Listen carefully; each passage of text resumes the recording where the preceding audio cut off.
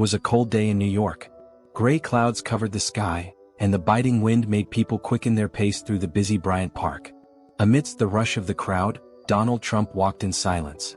Wearing a long black coat and a red tie, he moved with a thoughtful expression, oblivious to the noise of cars and conversations around him. As he turned a corner of the park, Trump noticed something that made him stop. Near the curb, a dog was lying still. It was thin, with dirty fur and scars scattered across its body. The dog wore an old collar with a tag that read K9 Hero. Trump looked around. People hurried by, avoiding eye contact. He hesitated for a moment, but something about the animal drew him closer. Kneeling down, Trump examined the dog more closely. The animal raised its eyes, tired but curious. It was as if it was seeking an explanation, a chance. In a quiet voice, Trump murmured, "What happened to you, soldier?" Trump remained there for a few moments, ignoring the hustle around him. He knew this encounter couldn't be just a coincidence. The dog, despite its wounds and exhaustion, still had a spark in its eyes that seemed to plead for help. Trump stood up, resolute. This wouldn't end here. As Trump knelt beside the dog, a street vendor setting up his coffee cart nearby watched him with curiosity. He approached, drawn in by the unusual scene. Trump, without looking at the man, reflected in silence. His gaze was fixed on the dog, and a sense of sadness washed over him. He knew what this animal represented, a hero. A dog who had served the country bravely, risking his life to save others. And now here, on the dirty pavement of a busy street, he was ignored, forgotten, abandoned. Trump gently stroked the dog's dirty fur, which, though tired, began to wag its tail slightly. It was as if the animal sensed that it was finally in good hands. But at the same time, Trump couldn't help but think, how could this happen? How could a country that once celebrated this dog, treated him as a hero, now turn its back on him? He thought. The thought troubled him, a mix of indignation and sadness. The image of a fallen hero, neglected after his service, left him perplexed. It shouldn't be like this, he reflected, more to himself. A dog who served so honorably didn't deserve to be forgotten and abandoned like this. Trump removed his long black coat and gently draped it over the dog to keep it warm. He took out his phone and made a quick call to his assistant. "I need a vet here at Bryant Park. Also bring a vehicle. I don't want him to stay in this condition for another minute." As he waited, he looked at the vendor. "Do you know where he usually stays?" "He's always around here. I think he doesn't have the strength to go far." Trump nodded, then turned back to the dog, which seemed to relax a little under the weight of the coat. "You deserve more than this, partner," he said, his voice heavy with determination. Nearby, a pretzel vendor caught Trump's attention. He bought one, broke it into small pieces, and began offering it to the dog. The animal ate slowly as if each bite took effort. Trump watched every movement, murmuring words of encouragement. "I'm not leaving you here. We're going to take care of you." The act drew the attention of a few passers-by. Some stopped, others merely glanced with curiosity before continuing on their way. For Trump, it felt as if the world around him had faded away. The focus was entirely on that animal, that moment. Soon, a black SUV pulled up at the entrance of the park. From it emerged a trusted assistant, accompanied by a veterinarian. "He's here," Trump said, gesturing toward the dog. The veterinarian knelt down and conducted a preliminary examination. "He's malnourished, dehydrated, and clearly exhausted, but I believe with medical care and proper food, he'll recover." With care, they lifted the dog and placed him in the vehicle under Trump's watchful eye.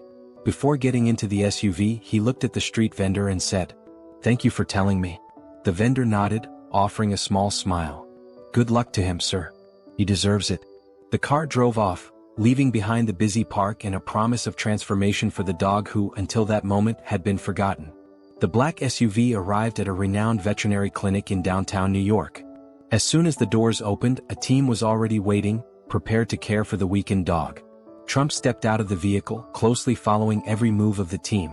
The dog, now a bit more confident, allowed himself to be carried, though his eyes still showed signs of exhaustion. Top priority, Trump ordered the veterinarian, who nodded before the team took the dog inside. Inside the clinic, the care began.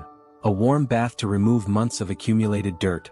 Detailed exams revealed severe malnutrition, dental issues, and joint problems. Meanwhile, Trump watched from a distance, his arms crossed and his gaze steady. "Will he be okay?" he asked. "Yes, but it will be a long process. He needs proper nutrition, treatment, and a lot of rest." Trump watched as the dog was fed a proper meal. For the first time in months, the animal seemed to relax completely. Later, at his home, Trump sat beside the dog on the couch. He gently stroked the dog's now shiny fur and spoke softly. "You will live the rest of your days with dignity. Here with me." The decision was final. Trump officially announced that he would adopt the dog, ensuring that he would never know abandonment again. This isn't just a commitment to him, but to all those who have been forgotten after serving. The statement made headlines, sparking discussions about the need for continued support for retired police dogs. The following days marked the beginning of a new life for the dog. He was taken to Trump's estate, where the environment changed drastically. From a cold, abandoned corner in Bryant Park, he now had a soft bed in front of a cozy fireplace. At first, he seemed cautious, exploring every corner of the house with hesitant steps. But over time, his tail began to wag more frequently, and he started to accompany Trump on walks around the estate. One morning, Trump was seen playing with the dog outdoors. The animal, now with shiny fur and renewed energy, chased after a ball with contagious joy. Trump's assistants and household staff watched the scene, many commenting on the dog's transformation. "I've never seen him so happy," said one staff member as she served coffee on the porch. "And it seems like the boss is different too," replied another with a smile. At night, the dog slept soundly, lying at Trump's feet as he read or watched the news. The bond between them seemed to grow stronger with each passing day. The story quickly spread, gaining national attention.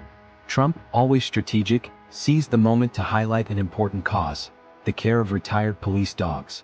At a public event, he announced a significant donation to organizations that rescue and care for these animals.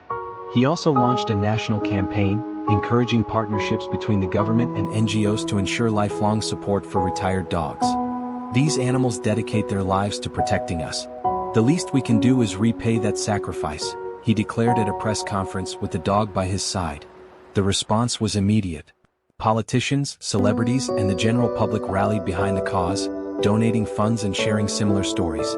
Within a few weeks, Trump became a key figure in the development of a legislative proposal to create a national fund dedicated to the care of retired dogs. The campaign also had an emotional impact. Videos and photos of the dog before and after being rescued went viral on social media, generating a wave of empathy and inspiration. "It's amazing what a single act of kindness can do," commented one person on one of the videos. "Adopt, care for, transform lives. Every act of kindness creates an eternal impact."